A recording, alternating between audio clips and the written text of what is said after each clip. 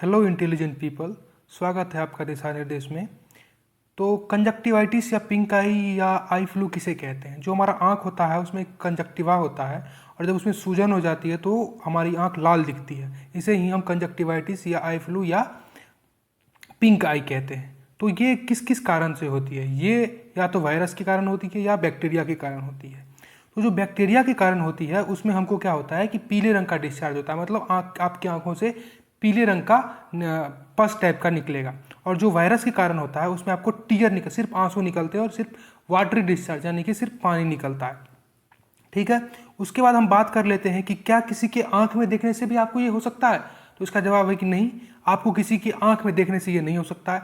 जब कोई व्यक्ति अपने जो कि वो इन्फेक्टेड है वो क्या करता है, अपने आंखों को पहले छूता है, फिर वो अपने नियमित रूप से अपने आप को हाइजीन मेंटेन नहीं कर रहा, अपनी हाथ की सफाई नहीं कर रहा है या कहीं भी वो छू रहा है, तो उस छुए हुए सरफेस को जब आप छूते हो या उसका यूज किया हुआ तौलिया ही भी अगर आप वो यूज कर लेते हो तो उससे क्या होता है, आपको कंटामिनेशन होता है, उससे उससे आप संक्रमित हो जाते हो, फिर आपको क्या हो जाता है, कंजक्टिवाइटिस या आई फ्लू हो जाता है। ठीक है, दूसरा क्वेश्चन है क्या हमें तुरंत दवाई ले लेना चाहिए इसके लिए? तो देखिए, जो आप फार्मासिस्ट के पास जाते हो कि भैया मुझे आंख में ये हो गया है, लाल हो गया, मुझे दवाई दे दो, वो आपको दे देते हैं दवाई, तो वो दवाई आपको सरासर नहीं लेनी है।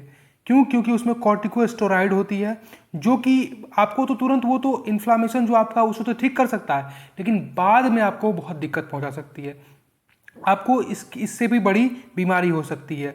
एक तो इसमें कॉर्टिकोस्टेरॉइड रहता है, दूसरा एंटीबायोटिक रहता है। एंटीबायोटिक जो वो होता है जो कि हमारा बैक्टीरिया से लड़ता है, तो जो बैक्टीरिया से लड़ता है उसके लिए हम एंटीबायोटिक देते हैं। तो आपको जो दवाई क्रमशः मिलती है वो एंटीबायोटिक और कॉर्टिकोस्टेरॉइड दोनों का मिक्सअप मिलता है। तो हाल ही में एम्स दिल्ली के मुताबिक जो है वहाँ पर जितने इतने केस आ रहे हैं उसमें अगर सर्वे किया गया तो ज़्यादा जो केसेस थी वो किस चीज़ की थी, वो वायरस की थी। कंजक्टिवाइटिस की ज़्यादा केसेस वायरस के कारण हो रही थी।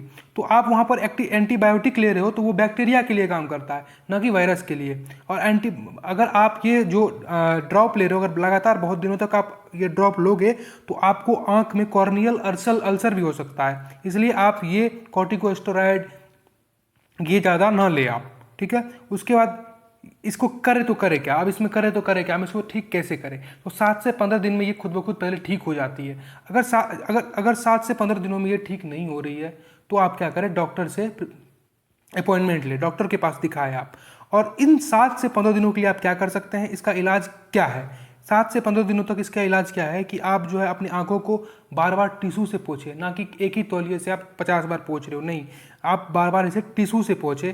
ना हो सके तो आप कॉटन को उबाल करके उसके रुई के छोटे छोटे टुकड़े बना करके आप उसे पोंछ के उसे डस्टबिन में फेंके, उसे बाहर फेंके, दोबारा उसका यूज ना करें। अपनी आंखों को ठंडे पानी से सेके या बर्फ से सेक लगाए, ये भी आपका बहुत उपयोगी हो सकता है।